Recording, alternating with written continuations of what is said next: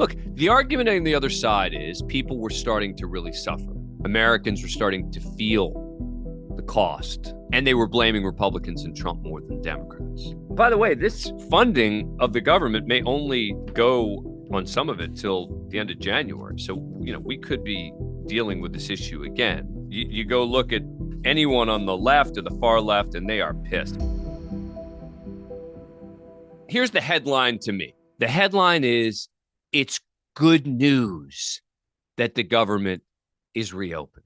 I don't care as much about the politics, even though I'm going to talk about the politics. Whether it was the Republicans who caved or the Democrats who caved, I wanted somebody to cave because I wanted the government reopened. Is it the Democrats who caved here? Sure.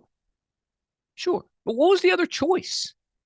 To keep going and hope that maybe the Republicans would cave? That's looking at it through a purely political prism. I look at it through a prism of what's best for the country. But let's talk about what the deal is. So the Department of Agriculture and Veterans Affairs, the FDA, the operation of Congress is going to be funded for the entire fiscal year. SNAP funding is going to be restored. Mass reductions are off the table for now. And the Democrats will get a Senate vote next month on extending Obamacare subsidies. Now, does that mean it's going to pass? No. It becomes a political game, right? It allows them to have Republicans on the record voting against it. If they do it, and we'll see. The Democratic base is furious about this. I mean, you go look at anyone on the left or the far left, and they are pissed. I mean, this is number 16. This is Bernie Sanders reacting to the deal. We are on a pathway to throw 15 million Americans off of Medicaid and the Affordable Care Act. 15 million. Our job is to create universal health care. Guarantee health care to every man, woman, and child, not throw 15 million people off the health care they have, low-income and working-class people. And my friends, know what you are voting on. Studies are out there that when you throw 15 million people off of health care, some 50,000 of our fellow Americans will die unnecessarily every single year. Anyone think that's funny? Something to laugh at? Something to just go past? I don't. Whether he's right or wrong, it doesn't change the fact that they didn't have the votes. I mean, how does Bernie Sanders think they were going to get that? It becomes purely theoretical. And what we need to remember is that the minority party, when it comes to a shutdown, has never, ever, ever gotten what they wanted, ever. It's interesting, the Democrats and the independents who joined to do this, none of them are running for re-election in 2026. I do wonder whether there was a backroom deal made with Chuck Schumer to say, look, these are the people who will come forward to get this done. We'll get right to the 60 votes, and they won't suffer repercussions in 2026 by getting primary. I do wonder about that. It just seems a little too convenient that suddenly they all come together on this, right? And Schumer, and this will be number 19, Schumer is not supporting this officially, but he's not talking like Bernie Sanders on this. Here's Minority Leader Chuck Schumer. I must vote no. This healthcare crisis is so severe, so urgent, so devastating for families back home that I cannot in good faith support this CR that fails to address the healthcare crisis. So it gets them the votes that they need to reopen the government. Democrats get to continue to use this as a political issue. So in my view, those who are saying, oh, the Democrats caved, they lost everything. No, actually, I think they did about as well as they could have, all things considered. They succeeded politically by making this issue front and center, right? You could argue it helped get people to vote on Tuesday. I mean, you heard many Republicans saying, well, after the election, we're going to get this deal done. They were right, it seems, right? Now I'm reading from the Politico newsletter. A hefty 52% of Americans blamed either Republicans in Congress or Trump for the shutdown. The poll shows versus 34% who blamed Democrats. Even 40% of registered Republicans blamed Republicans or Trump for the shutdown. So they still get that credit, right? And by the way, again, from Politico, a whopping 71% of Americans in Stack's poll said they were concerned about the subsidies ending. And it includes more than 50% of self-identified MAGA Republicans. So I don't know, this notion that, oh, Democrats didn't get anything.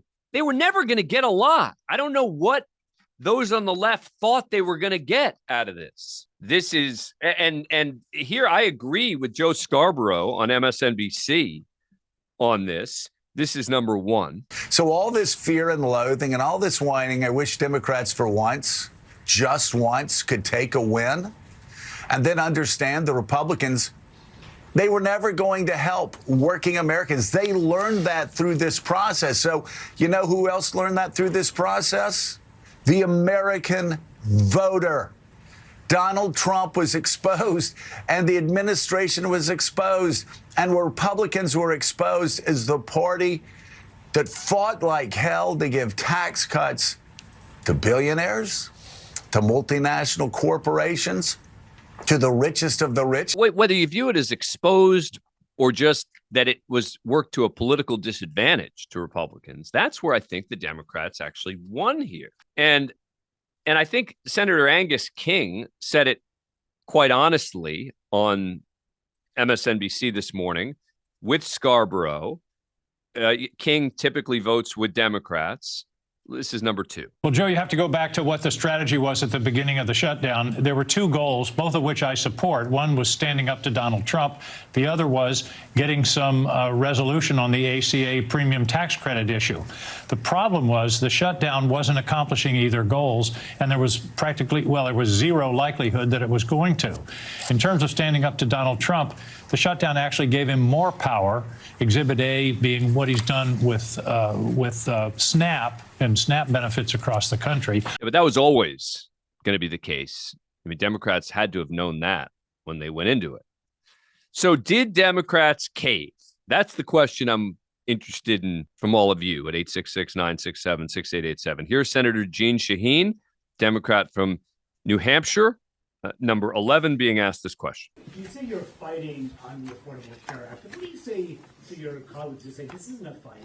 This is a capitulation. You're putting together, you're agreeing to a vote on a bill that it almost certainly will not become law, and you're allowing that to happen. Well, first of all, there was, as long as the government shut down, the clear statement from Senator Thune and the Republican majority, and they control the Senate, the House, the White House, was we will not talk about health care with you. So there was no vote that we were going to get on the Affordable Care Act, premium tax credits. We have a guaranteed vote by a guaranteed date on a bill that we will write, not that the Republicans will write. Well, we'll see if they get that vote. Let's assume that they do. Doesn't mean it's going to pass. And it remains a political issue. Look, the argument on the other side is people were starting to really suffer.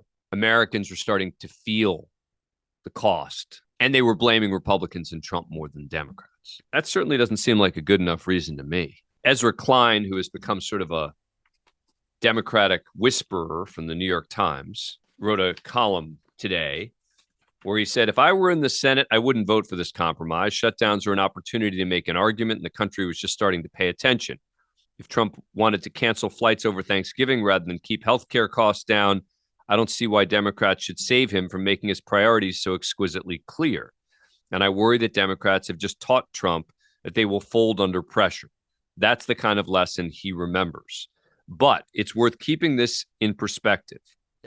The shutdown was a skirmish, not the real battle. Both sides were fighting for position, and Democrats, if you look at the polls, are ending up in a better one than they were when they started. They elevated their best issue, health care, and set the stage for voters to connect higher premiums with Republican rule. It's not a win, but given how badly shutdowns often go for the opposition party, it's better than a loss, is what Ezra Klein said. And again, I think some of that is true. By the way, this funding of the government may only go on some of it till the end of January. So, we could be dealing with this issue again.